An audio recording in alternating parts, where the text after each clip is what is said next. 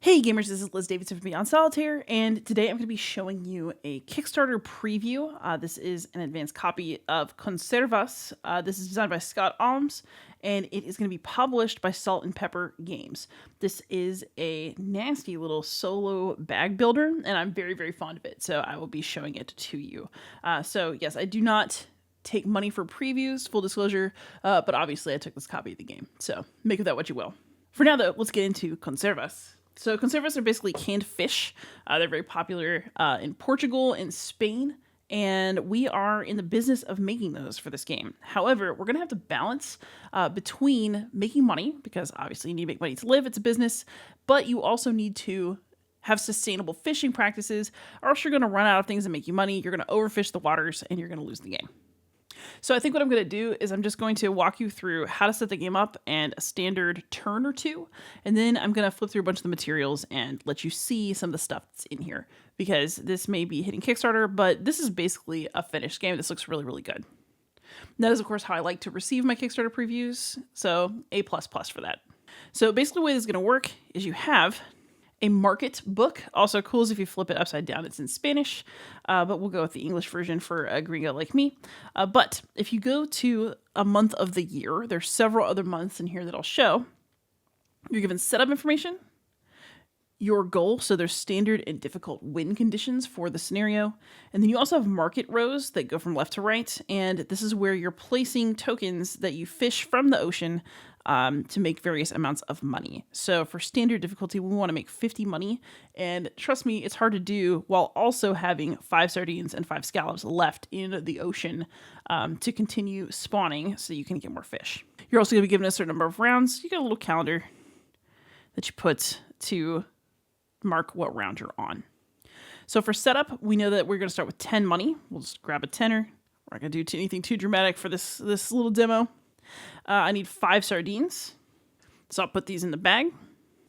I will need 5 scallops, so I've got these, I'll put them in the bag. And then 10 water tokens, so these represent just open water. And there we go, we have initial setup of the bag. So setup, as you can tell, is super easy. There's a different setup for every single scenario, so you'll get to try out the different types of sea life that you can fish for, but we're starting basic here in this January scenario. So once you're all set up, your round has 3 phases. The first phase is an at sea phase, which I'm just going to show you how to play right now. So if we are at sea, that means that we're going to be drawing tokens from this bag, and we're going to be placing some of them in our boat and then some of them in the open ocean. We're going to get more boats as we go, which is why there's a little boat market over here. There are also some really nice upgrades that we can look through. But when you are doing your sea phase, basically what will happen is that you have to draw 5 tokens from the bag for every card you have out here. So you draw for every boat and you draw for the open sea. The other thing to note is that you can only add tokens to each card 1 time. So I'm going to draw 2 times in this turn. I will allocate 1 set of tokens to my boat and then the other set to the sea. My boat also has a couple of other traits that you might want to know about. So the Carpe Diem, that's a cute boat title. I'm here for it. I'm also here for Usain Boat. But you have the carrying capacity, so I know I can put 2 tokens on my boat, and the rest will have to go back into the water. This costs 2 if I bought it at market, and it has an upkeep of 2, which I'm not delighted about because boat upkeep is annoying. However, this is a cheap boat, I suppose, in the beginning. It's just the better of the 2 I drew at the start of the game. As you can see, I didn't have the best options. But there will be boats that have different carrying capacities. These are all tiny. Very interesting. And they're all going to have costs and upkeeps. So back to the actual at sea phase. Let's draw some tokens. So I'm going to get in here. I'm going to draw 5 tokens. So there's 4. And then 5. Okay, so I've drawn 3 sardine tokens and 2 open water. Okay, I think what I'm going to do is I don't actually plan to make any money this turn. It's a crazy prospect, I know, but let me tell you, I tried to make money early on in some of my early games of this, and it did not go well. I just ran out of fish and lost promptly. Also, if you ever can't pull a token, you add more water from the general supply. If you need more water from the supply and there is no more, you've officially overfished and the game is lost. So what I'm going to do actually is my carrying capacity here is 2. I have to put 2 of my tokens here. I'm actually going to put both waters in my boat. I'm going to put all 3 of my sardines in the ocean, and I'm going to show you why at the end of this round. Now my other draw is going to have to be for the open sea, so let's see what I get. So we've drawn 5. That was a terrible draw. That sucks. All right, so we have a scallop and a bunch of water. So that was not the most thrilling of draws, but that is what happens when you go fishing. Sometimes you don't catch anything. So that is the entirety of the at sea phase. So I drew 5 tokens for each of the cards I had out. I put 2 things in my boats. In this case, it was water. And I assigned 5 tokens to the open sea. So that's it for the at sea phase. Now we have the on land phase. And that is the phase where I can choose to sell fishes Conservas per like the market rates. So that's here on the market. I can purchase new boats and I can get upgrades for my company. So I'm not going to be doing any of that this turn, which, but I'll play one more turn and just get something to show you. But basically the way this is going to work is I have some money. So I do have the option to buy another boat if I want to. I do not currently want to because I don't want to pay upkeep while I'm not making any money and bringing anything in. So I'm just going to quietly sit here and try to get my fish to spawn. I could pick up one of these upgrades. For upgrades, you do have to spend fish tokens. So they'll each have a cost. In this case, I need 2 different types of sea life because there's a not equals between. Here, I need 2 of the same kind, and then here, 2 of the same kind again. So these upgrades are pretty nice. We have conservation funding, which lets me trade fish tokens to this card. I keep them there. They're always counted up as part of the open water card during spawning. So I'm going to get to spawn a little bit more. Here we have fish finders. So once per round, I could put the 5 tokens I've just drawn back into the bag and draw again. So if I'm looking for something specific, I can dig. And then we have new recipe. Keep the traded fish token on this card. Earn an extra money for each tin of this fish that I sell. So this is a way to make extra money on fewer fish, which is pretty good. But I'm not actually sure I love any of these. So I'm going to show you what to do if that happens to you at the end of a round. But I didn't do anything on land, really. I decided not to buy a boat. I decided not to get an upgrade. And now we're hitting the end of the day. So I have to pay upkeep on my boats. So this has got 2 upkeep. So I got to pay 2 just to have a boat. It's unjust, I tell you. And then I'm also going to see if the fish spawned. So when the fish spawn, it's because there's more than one of that kind of fish in the water. So basically the first one doesn't count for anything. And then you get 1 for every extra token there is. So we're not going to get any more scallops because I only drew 1, which kind of stinks. But for the sardines, I drew 1, which isn't going to get me anything. But then for 2, I'll get 1 token. For 3, I'll get 2. So I get to add 2 more sardines to the ocean. So these are going to go in. We have more fish. Fantastic. And then all of this is going to go back in the bag. So basically what I was trying to do with this turn is rather than do a bunch, I was growing my bag so that you could see how that happens and make some of these plans yourself when you play this game. Because trust me, you're going to want to. All right, so all the tokens are now back in the bag. Also, because I didn't get any new boats or upgrades, I can do one more thing at the end of the day, which I'm really happy to be able to do. Remember how I said I didn't really like these boats? Because I didn't buy any, I can put these at the bottom of the deck and draw 3 new cards. Here we go. These are some fancier boats. All right, so I'm feeling these boats. This one holds a bunch, which is risky, but it could also be kind of cool. It's expensive, but low upkeep. Ooh, this one has no upkeep, but only takes 1 fish. Maybe. That might be kind of nice for breeding, so I might actually take that. And then this one is kind of another middle-of-the-road boat like the one I already have. It costs more upfront, but the upkeep is lower. So I also might want to do that with my upgrades, just to show you some more upgraded cards. Shh. So I'm going to sift through here to see if I get anything better. So this time we got size limits. So if you draw 3 of the same fish, add 1 fish of that type to the bag immediately. So it's just kind of growing your population. Very nice. We've got ethical netting for each boat that I have. I can place an extra token in the deep sea area and 1 less on the boat at any time during the game. That's really nice because it means that if I don't want to take something wasteful, I don't have to. And this one is rebranding. Keep the traded fish token on this card. You can sell up to 2 tins of this type as any other fish in each round, which means that if I have a whole lot of one kind of fish, I can sell it in place of another one, thus preserving populations that are smaller, which is really, really nice. These are great upgrades, and I'm very excited about them. And that is an entire turn. So let's play one more where I'll just do stuff. I feel like that's nice.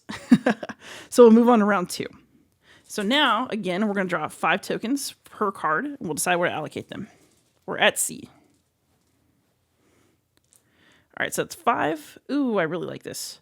I'm going to put these ones in the open water because I want them to multiply. We're going to be responsible. And then whatever else I get in this next round, I'm going to keep. Okay, so we're pulling stuff. Okay, so this time we're going to do 3 in the open water, and I'm going to keep the fish that I caught on my boat as my 2 catch limit. So now I actually have some stuff to spend in this like on land round, and let's go ahead and do it. All right, so I have these 2 sardines. What do I want to do with them? Well, I have some choices. I could put both of them here and maybe get 3 money if that was what I felt like doing. But that's not actually, I think, what I would like. I wish I could get ethical netting, but I need tokens of different types to do that. What I might do is put 1 here, so keep the traded fish token on this card. I can sell up to 2 tins of this type as any other fish in each round. So because I got kind of a head start on these blue sardine tokens, maybe I want to make sure I could sell them as scallops or something if I wanted to later. So I'm going to take this upgrade. I'm just going to put it over here with me as a reminder that that is an option that I have. Then I have 1 token left over. I do have to spend it. I don't want it to go to waste. It's kind of I feel bad about it, but I'm going to go ahead and just put it right here as I can. Ooh, I canned it. I can take 1 money. Actually, you know what? I think I am also going to buy a boat. So I would like this one because it has no upkeep. So once I've bought it, it's just mine. But also I can just keep taking 1 token and then dumping more fish into the water, which I actually think is a good idea because I want to spawn a bunch of fish, and this is an easy way to do that. And also occasionally keep 1. So I'm going to spend 5. I'm going to buy this. So now I have like a little fleet. We'll move these over. And I'm feeling good. So now we're going to go to end of day. And that is where I'm going to pay upkeep on my boats. I'm going to spawn fish. So let's go ahead and just pay the upkeep really quick. I owe 2 to the bank. I need to make some money next time or else. So that is going to define some of what I choose to do. And then I have 2 of each token here. So I'm going to get 1 more scallop token and 1 more sardine to put in the bag. So let's repopulate that ocean over there. Got to be responsible. And so also in the end of the day, we're going to replenish our little markets. So this time I got quick release crane, which lets me put some tokens for my boats back into the bag, which is kind of nice. And then another boat that might be nice later. It's got a pretty good cargo hold. So I've done all of those things. I'm going to put all these tokens back in the bag, except for this, which stays in the card. And I'll be ready for another round. So note also that whenever you sell fish or you put them on an upgrade where it says keep the traded fish token on this card, those things permanently leave the game. If you spend tokens and you don't leave them on the card, they go back in the general supply. So you basically have to spawn in order to get stuff back into the bag. All right, so I'm not going to actually play round 3, but as you can see, I've got 2 money. I need to get to 50, and I'm in turn 3. Oh, baby. So this game is very, very challenging because you need to make sure that you're hitting your sustainability goals and your financial goals, and that is very, very hard. And so, being an ethical capitalist is not exactly a cinch in this game. I personally like the puzzle that it gives me, and what's cool is that this puzzle alone is quite challenging, and I've played this scenario several times. I still find it interesting, but there is a whole year worth of scenarios in the market book, so I just kind of want to show you some of them so you can see some of the differences throughout the year. So we'll move all the stuff off. We'll open the book up and let's have a look. Also note that it's December in Spanish over here, which is pretty cool. So if you go into February, you've got a different setup. There's a little bit of a blurb. We're dealing with 3 kinds of sea life this time. And one thing that's very interesting is that our finance and sustainability goals are different. So we don't have to make as much money. We start with more money and then we have a lower goal. But we do have to get more fish of different types. So I have to go from 5 clams in the ocean to 8 in that bag by the end of the game. So I have to grow the population while also making money off of them. And that's also true for the scallops. I just have to keep it the same for the sardines. So that's pretty brutal. I also have to take a certain number of upgrade cards. In March, I can just not care about 2 of the types of fish, but I have to make sure that I take good care of my little octopus population. And I also need to buy a bunch of boats in addition to making money. So March has a different setup. The market's, of course, different each time, and you have varying numbers of rounds. So, for example, February had 8. So basically for every month of the year, you've got a different little puzzle that's going to use different combinations of sea life, and they're going to have different money requirements. So April is all about money, like forget the population, but you have to make a ton of cash this month, and the market does not make that easy. You've got to be getting to these later spaces, which means you need enough tokens to do that. May is a little bit more about sustainability, but at difficult, you need boats and upgrades in order to get all the way through, etc., etc. So basically, there are a whole bunch of cool little setups that really add a lot of variety to the game and make a simple system have a lot more complexity and weight, not because you're changing what you're doing, but because you have to change how you do it in response to a new situation. Some of these upgrades are also very cool. I would highly recommend that you go through that deck as much as possible as you're playing in your first games, because honestly, I don't think that you can really do well in this game without looking for good upgrades that suit the situation that you're in. So that is Conservas. I never thought that I would be interested in tinned fish, but actually kind of. This game was really, really enjoyable. I felt like it was extremely challenging, but very simple to learn and to play, and that's something that I really appreciated. My only complaint about this game is that there are occasional moments where I want information from the rules, but they're not in an intuitive place. And I do feel that some of the text on the cards may not be completely clear. Like sometimes it wasn't totally obvious to me what an upgrade did or how it fit into the rule set. And so I think that there could be a bit more clarity in the card text. That said, none of that stopped me from really enjoying this game. It is still in development, so I'm assuming that some of those steps will continue to take place before the game is actually published. And overall, this is definitely a Scott Alms hit. This is a very good entry into his catalog. I like it quite a bit. I like the theme. I like the challenge of it. I like the variety of the scenarios. I really think that Salt and Pepper has chosen another really nice small box solo game to put out to market. And that's something I'm really coming to appreciate about them. So that is Conservas. Hopefully this gives you a sense of whether it is for you. It is on Kickstarter as of Tuesday, February 7th, and I'll put a link in the show notes. Thank you so much for watching. Please like, subscribe, comment, and most of all, happy gaming.